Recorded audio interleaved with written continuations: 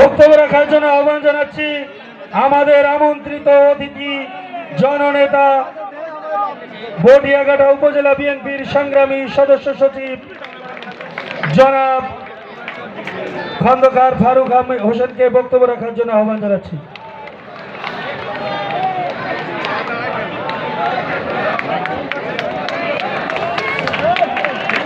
আমাদের একটি বিশাল মিছিল আমাদের মাঝে এসে উপস্থিত হয়েছে।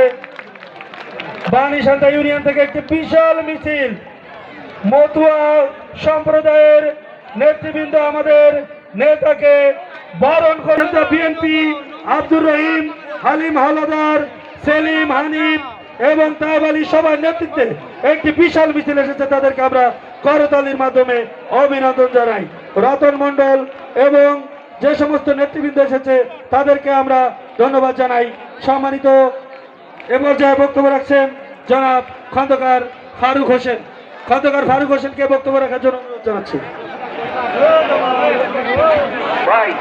মহিলাদের ওখান থেকে আপনারা পুরুষ যারা আছে উঠে আসেন, আরো মহিলারা আছে তারা বসবে।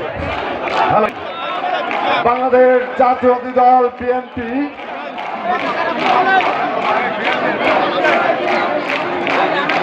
বিএনপির ভারপ্রাপ্ত চেয়ারম্যান 31 দফা বাস্তবায়নের লক্ষ্যে আজকে তাকক উপজেলা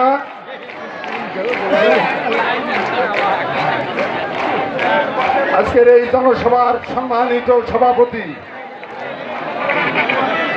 তাকক উপজেলার আহ্বায়ক অসিত কুমার সাহা উপস্থিত আছেন। আজকের প্রধান অতিথি হিসাবে সাবেক ছাত্র নেতা তাকক পটিয়াঘাটার গণমানুষের নেতা পটিয়াঘাটা উপজেলা আমির রেজাজ খান, তাকক পটিয়াঘাটা গণমানুষের নেতা।